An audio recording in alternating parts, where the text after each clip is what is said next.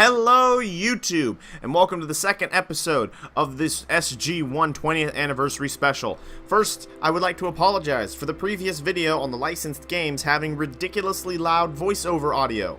I did not realize that audio was going to be so loud.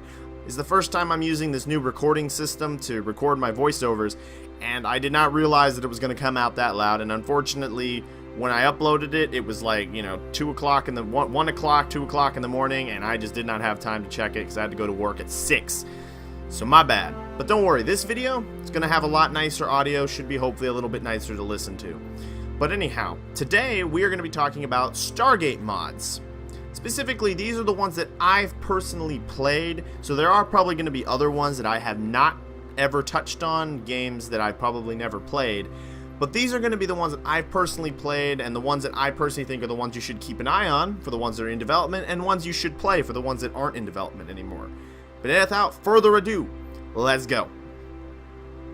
Alright, first up on our list is going to be Stargate Empire at War Pegasus Chronicles, which is a mod for Star Wars Empire at War Forces of Corruption. It is currently in open beta and currently in active development.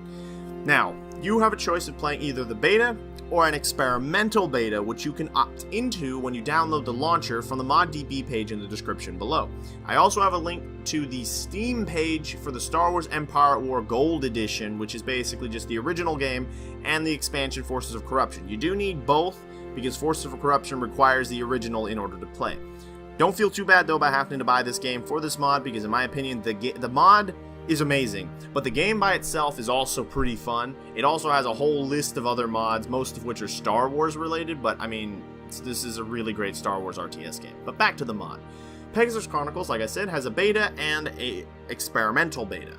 Now, the current beta state, I believe, only gives you access to the skirmish mode, but I'm using the experimental, so I'm not really sure what is just in the beta.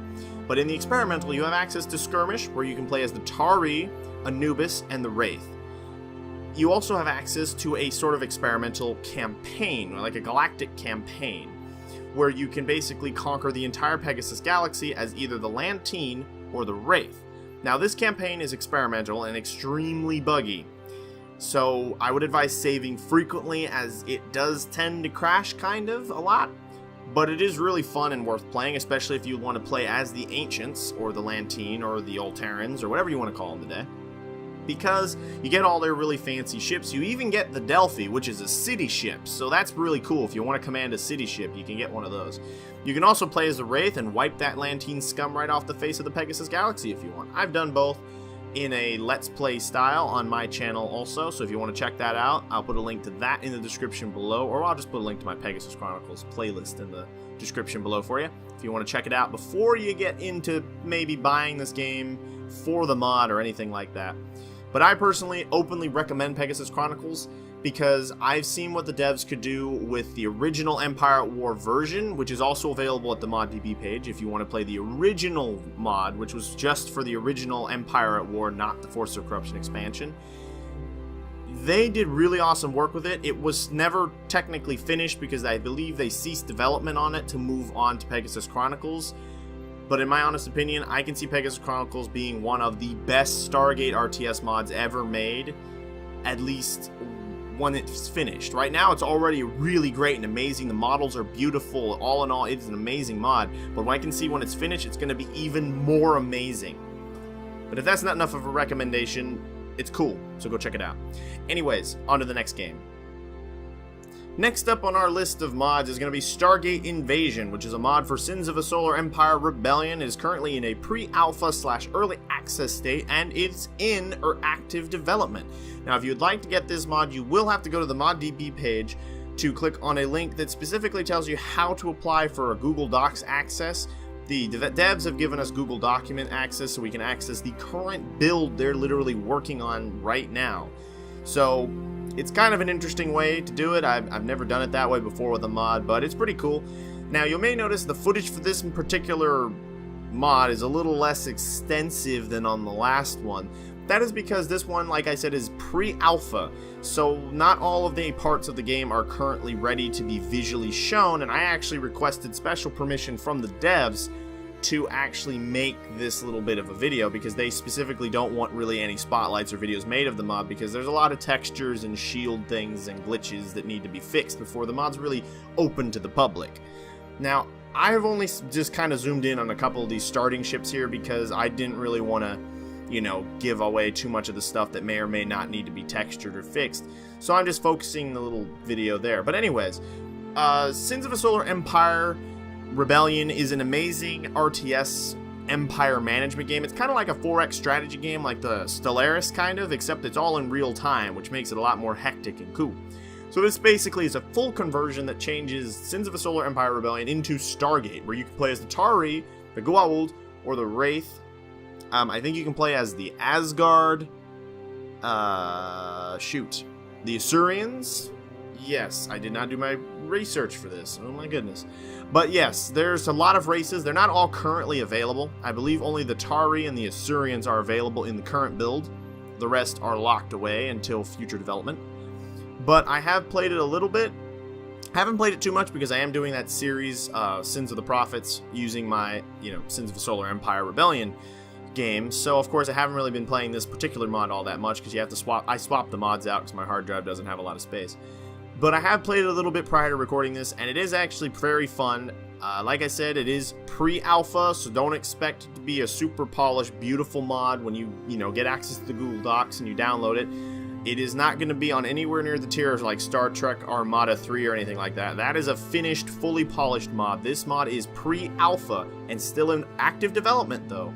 So this mod is going to be really good down the line, so I would mainly keep an eye on it, download the version from the Google Docs, play it a little bit, get a feel for it, but this is one you really want to keep an eye on because I can see this one being really good down the line.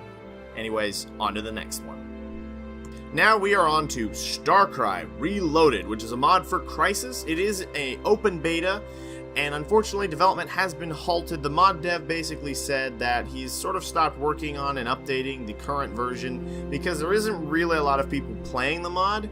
Now he did say that if for reasons he got a lot more popularity on the mod and had to come back to it, he would be willing to come back and fix some more bugs if the mod got super popular again. So if you guys want to go check it out, by all means, check it out.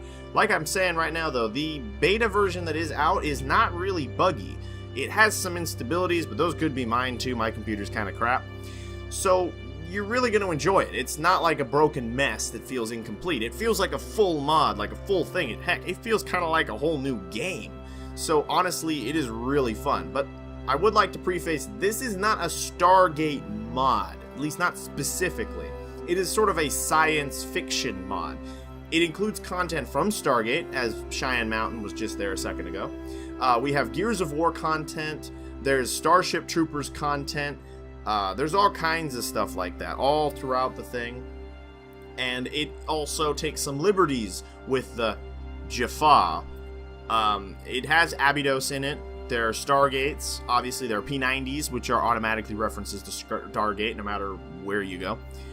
And because of that, of course, it is very much feels like kind of like a Stargate game that's got stuff modded into it, which I think is kind of funny the way that is it sort of feels like you got a standard Stargate game and then they modded in other science fiction into it, which is not the case, but that's what it kind of feels like.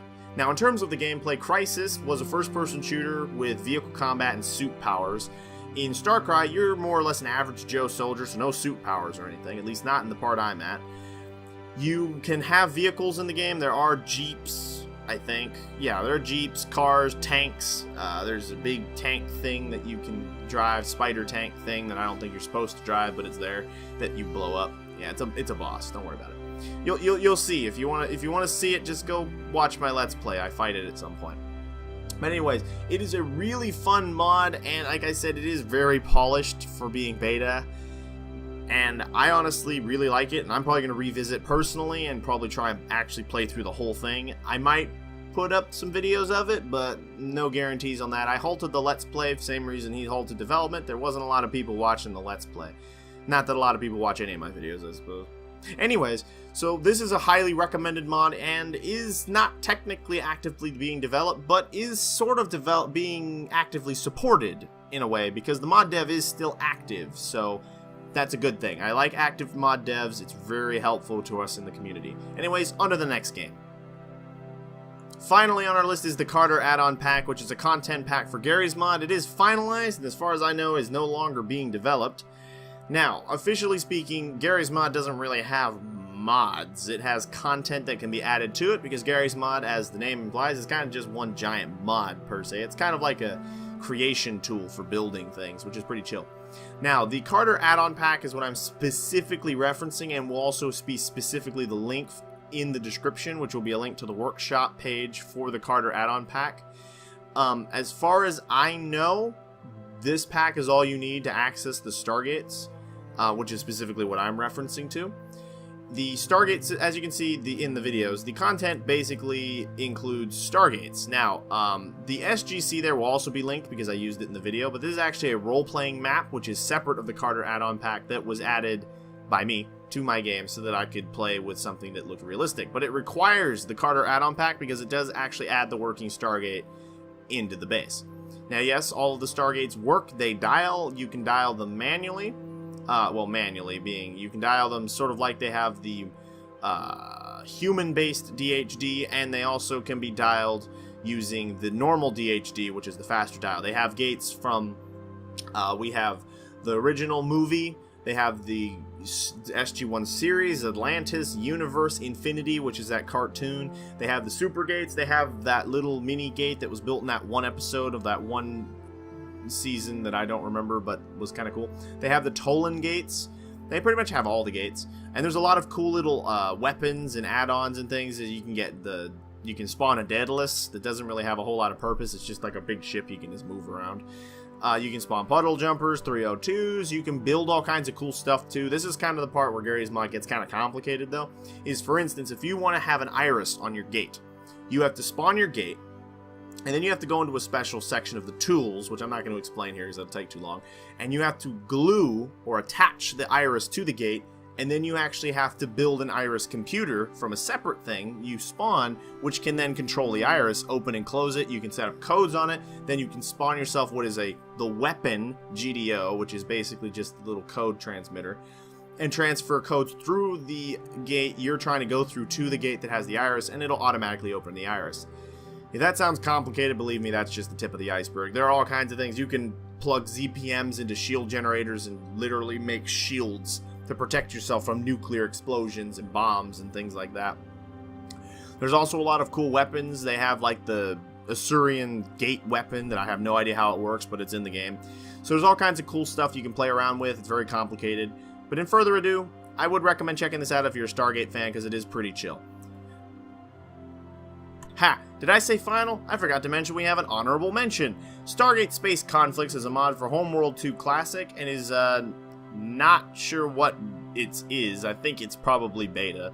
There is no longer being developed, unfortunately, for Classic. There is a Homeworld 2 Remastered edition, but I think it's kind of dead and or in extremely slow development. Now, if you've never played Homeworld 2, Homeworld 2 is a really awesome strategy game that features the full XYZ axis in terms of space combat. So you're going to be able to move your ships up and down on the Y-axis, move them around on the X, and move them around on the Z. Excuse me. So that opens up a lot of really cool combat tactics, as well as also each ship is a lot more important per se than like other RTS games where you have like a whole fleet of massive ships, but they're all kind of cannon fodder because they're just ships. In this, each ship has a lot more purpose, counts for a lot more weight. That really does apply because in these clips you'll notice at some point the Odyssey shows up, and the Odyssey can tank a lot. In most games, the Odyssey, if it showed up, although being a hero ship and being extremely powerful, as it would be powered by a ZPM possibly and have Asgard beam weapons, isn't all that powerful. In this one, although, it is extremely powerful and actually holds its own quite well, except for when Anubis's mothership thing shows up and one-shots it with its super weapon, but that's a whole nother issue. Now, I'm only putting this on the list as an honorable mention and not as a main part of the list, mainly because it is no longer being developed and is not technically finished. I would say that the Classic Edition is playable. I did play it, and I will probably continue to play it as it's really cool. But the Homeworld 2 Remastered Edition, there is a demo, but I can't get the demo to work, and it is through the Steam Workshop, so there's not really a whole lot I can do to try and get it to work other than hit the subscribe and hope that it works, pretty much. And I did see there was a comment by the dev on the ModDB page, which I have linked in the description below for anyone who's interested to go take a look, that claims the mod's not dead, but in slow development. But considering how slow of development and when the demo was released, I'm going to tell you, I'm not expecting to see a full release of this anytime soon. At least not unless the devs magically release like a massive, awesome super demo onto the Steam Workshop. But considering things, I'm not thinking that's going to happen. So I would definitely check out the Classic Edition, though. It's a pretty fun thing to play. Again, the multiple different XYZ axis gameplay is pretty cool. So definitely check this one out.